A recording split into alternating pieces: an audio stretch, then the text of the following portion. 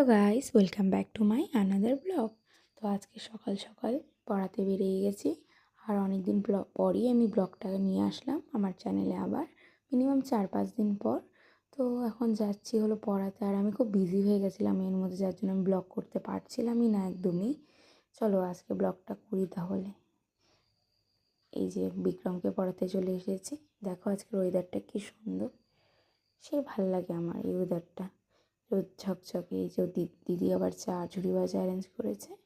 এখন এটা খেয়ে নেক্সট টিউশনে চলে আসলাম। এই যে ও হলো সৌমিল, ও হলো আমার নিউ স্টুডেন্ট। আর ও খুব কিউট একটা বাচ্চা। ওকে পড়াতে পড়াতে আবার ওর মা মানে দিদি ওর মানে তরমুজ কেটে এনেছে আমার জন্য। দেখো তার মধ্যে এর মধ্যে কিন্তু আবার তরমুজ খেতে খেতে আমি দই বড়াও খেয়েছি, ওটা রেকর্ড করতে পারিনি। বাড়ি এসে বেলের লাস্সি বানালাম। খাওয়া দাওয়ার পরে স্নান করে ঠাকুর পুজো দিচ্ছি, ঠাকুরকে ভোগ দিয়ে দিলাম। এরপর একটু ভোট গণনা দেখতে বসবো। তো এই যে চলছে ভোট গণনা। বাবা একদম টিভির দিকে সরবেই না, টিভির সামনেই দাঁড়িয়ে আছে। দেখো মানে টিভি ছাড়া যাবে না কোনোভাবেই না, এটা হলো বাবার কথা। এই যে আমাদের এখানে বিজেপি দিতে গেছে, বাচ্চা কাচ্চাদের আনন্দ দেখেই বোঝা যাচ্ছে।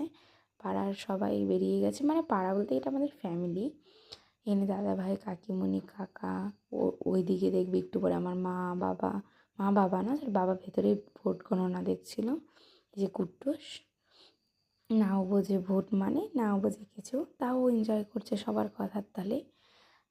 এদিকে বৌদিরা গান ছেড়ে দিয়েছিল, আর ওইদিকে হলো বৌদি, মা, কাকিমণি, মুনি আরও অনেকে দাঁড়িয়েছিল। ওরা গল্প করছে এই ভোটের কথা নিয়ে। একটা আসর বসেছিল জমজমাট। অনেক দিন পরে আমার একটা আসর বসেছে আমাদের এখানে।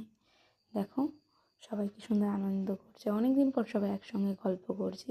আমিও অনেক দিন পর ছুটি পেয়েছি, বেরিয়ে গল্প করছি সবার সঙ্গে। যাই হোক, চলো এখন বাড়ি যাব, সন্ধ্যা দেবো, মা সন্ধ্যা দেবে, তারপর একটু টিফিন বানাবো। এই যে তাও দেখা হচ্ছে ভোট। আর তোমরা তো এখানে ফলাফল দেখতেই পারছো। দেখো ভোট চলছে। এখন আমি টিফিন বানিয়ে নিয়ে আসলাম। টিফিন খেতে খেতে এখানেই ব্লগটা এন্ড করছি। টাটা।